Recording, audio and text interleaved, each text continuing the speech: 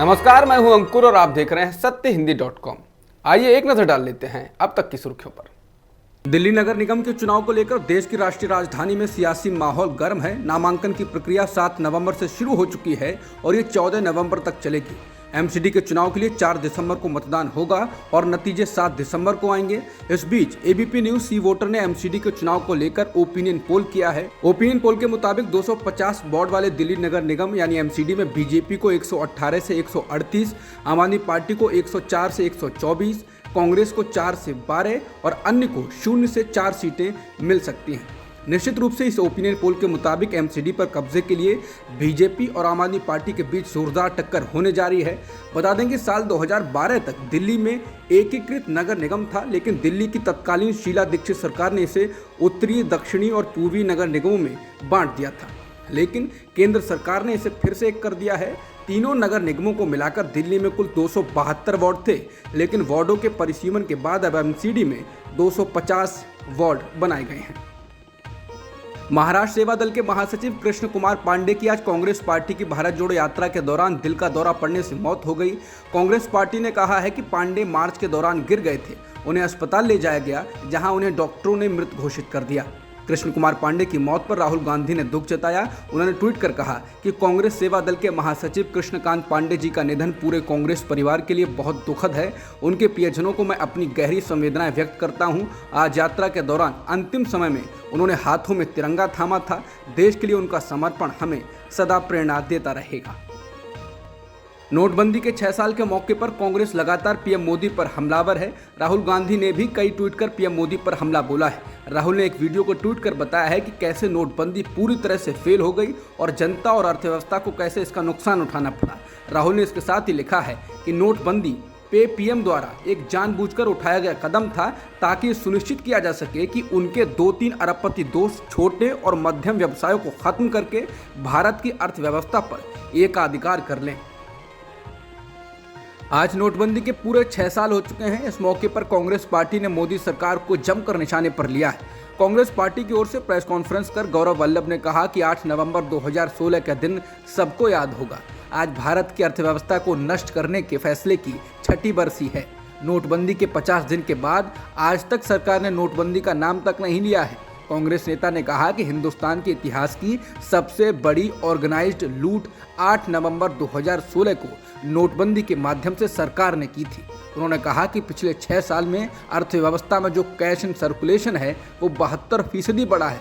2016 में अर्थव्यवस्था में कैश सर्कुलेशन 17.97 लाख करोड़ था, जो आज 30.88 लाख करोड़ हो चुका है। कैशलेस से लेस कैश होते होते कैश सर्कुलेशन 72% बढ़ गया। कांग्रेस नेता ने कहा कि नोटबंदी पर सरकार के सभी दावे धराशायी हो गए। काला धन कम नहीं हुआ। स्विस बैंक में भारतीयों का धन 14 साल के उच्चतम स्तर पर। फेक करेंसी भी कम नहीं हुई। आरबीआई की 2021-22 की रिपोर्ट के अनुसार 500 के नकली नोटों में 102% की बढ़त हुई। केंद्रीय गृह मंत्रालय ने अपनी वार्षिक रिपोर्ट में कहा है कि राष्ट्रीय नागरिकता रजिस्टर यानी एनपीआर के डाटाबेस को असम के अलावा पूरे देश में अपडेट किए जाने की जरूरत है। मंत्रालय ने कहा कि जन्म, मृत्यु और पलायन के कारण होने वाले बदलावों को शामिल करने के लिए ऐसा किया जाना जरूरी है और इसके लिए सभी परिवारों और लोगों की जानकारियों को इकट्ठा किया जाएगा। गृह मंत्रालय ने अपनी रिपोर्ट में कहा है कि कोरोना महामारी की वजह से एनपीआर को अपडेट करने का काम रोकना पड़ा था। मंत्रालय के मुताबिक एनपीआर को लोग खुद भी अपडेट कर सकते हैं। मंत्रालय ने कहा है कि अपडेशन के दौरान किसी भी तरह के दस्तावेज या बायोमेट्रिक्स को इकट्ठा नहीं किया जाएगा। रिपोर्ट में कहा गया है कि केंद्र सरकार ने इसके लिए 3,941 करोड़ रुपए का बजट स्वीकृत कर दिया है। बता दें, एनपीआर को साल 2010 में पहली बार तैयार किया गया था और 2015 में इसे अपडेट किया गया था।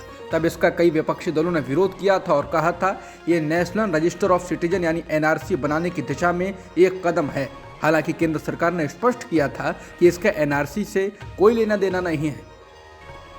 आज केरल में राज्यपाल आरिफ मोहम्मद खान के विरोध में राजभवन तक पत्रकारों ने मार्च निकाला। ये march Kerala union of working journalist के नेतृत्व में निकाला गया। पत्रकारों ने ये मार्च राज्यपाल के द्वारा 2 चैनलों के पत्रकारों को अपमानित कर अपनी प्रेस कॉन्फ्रेंस से बाहर करने के विरोध में निकाला। केरल के राज्यपाल आरिफ मोहम्मद खान ने सोमवार को कोच्चि में अपनी प्रेस कॉन्फ्रेंस में 2 मलयाली चैनलों को प्रतिबंधित कर दिया और कहा था कि अगर वो चैनल प्रेस कॉन्फ्रेंस में होंगे तो वो प्रेस कॉन्फ्रेंस ही नहीं करेंगे।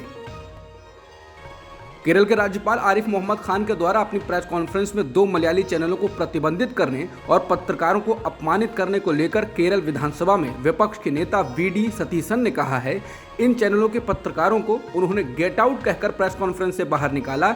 वो लगातार ऐसा कर रहे हैं। यहाँ तक कि विपक्ष के नेता मुझे, अन्य नेताओं, मंत्रियों को भी गालियाँ देते हैं। वो सुर्खियों में रहने और खबर बनाने की कोशिशों में असंवैधानिक चीजें कर रहे हैं। बता दें, केरल, तेलंगाना और तमिलनाडु जैसे राज्यों में राज्यपाल और सरकार के बीच लगातार टकराव चल रहा है। 3 राज्यों के राज्यपालों पर राज्य सरकारों ने केंद्र की कठपुतली की तरह काम करने का आरोप लगाया है। कर्नाटक में हुबली ईदगाह मैदान फिर से सुर्खियों में है। कुछ दलित संगठनों, ओवैसी की पार्टी AIMIM ने हुबली ईदगाह मैदान पर टीपू सुल्तान जयंती मनाने की अनुमति मांगी है। इसी तरह श्रीराम सेना ने यहां कनक दास की जयंती मनाने की अनुमति मांगी। हुबली प्रशासन परेशान है कि वो क्या फैसला ले। दरअसल तमाम हिंदू संगठनों ने यहां गणेश चतुर्थी मनाने को मुद्दा बनाया था। सुप्रीम कोर्ट ने ईदगाह मैदान में गणेश चतुर्थी उत्सव मनाने की अनुमति भी दे दी थी। उसके बाद ईदगाह मैदान की स्थिति बदल गई और तमाम संगठन अपने अपने कार्यक्रम करने की मांग करने लगे हैं। कर्नाटक के कई दलित संगठनों और ऑल इंडिया मजलिस इत्तेहादुल मुसलमीन यानी AIMIM ने हुबली के ईदगाह मैदान में टीपू जयंती मनाने की अनुमति मांगने के लिए नगर निगम से संपर्क किया। ये मैदान गणेश चतुर्थी समारोह को लेकर विवादों में रहा था। मेयर वीरेश अंचटगेरी ने न्यूज एजेंसी NI को बताया कि ईदगाह मैदान में धार्मिक गतिविधियां की जा सकती हैं, लेकिन किसी बड़े नेता को आने की अनुमति नहीं दी जाएगी।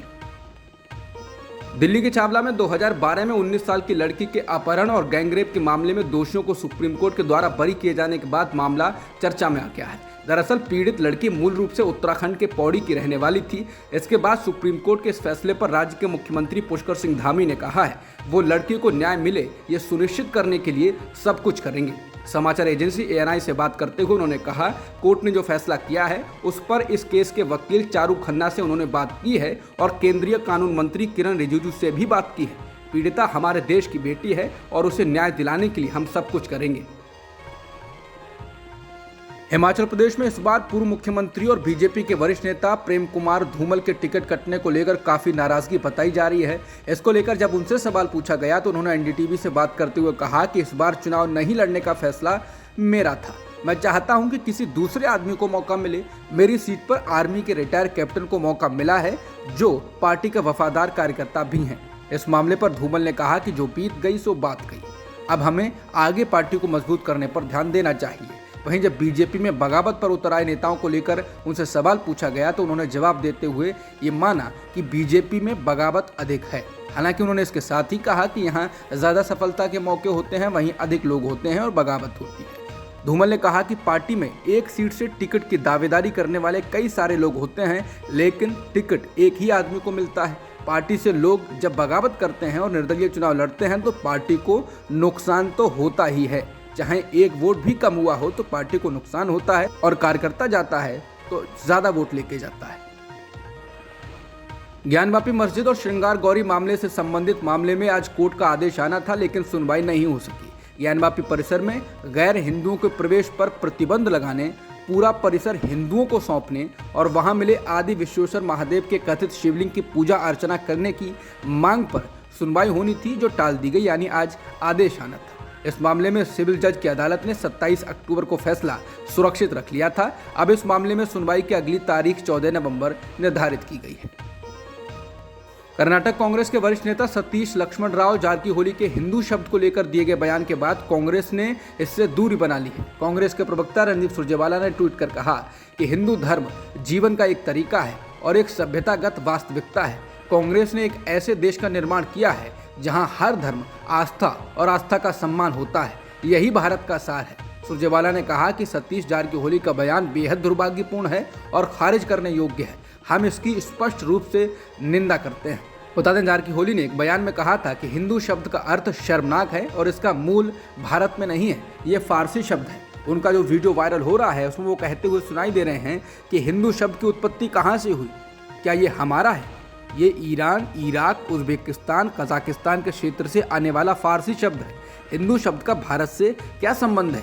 फिर आप इसे कैसे स्वीकार कर सकते हैं? उन्होंने कहा कि इस पर बहस होनी चाहिए। समाचार एजेंसी PTI के मुताबिक जारकीहोली ने यह बयान रविवार को बेलगाम जिले में मानव बंधुत्व वेदिके की ओर से आयोजित एक कार्यक्रम में दिया।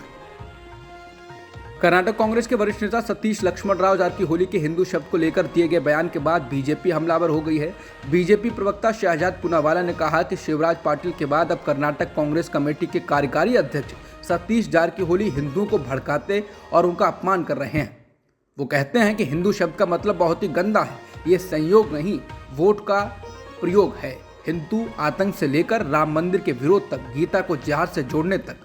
वहीं विवाद बढ़ने के बाद जारकीहोली ने कहा कि मैंने जो कहा उसमें कुछ भी गलत नहीं, ये फारसी शब्द कैसे आया इसके बारे में सैकड़ों रिकॉर्ड है।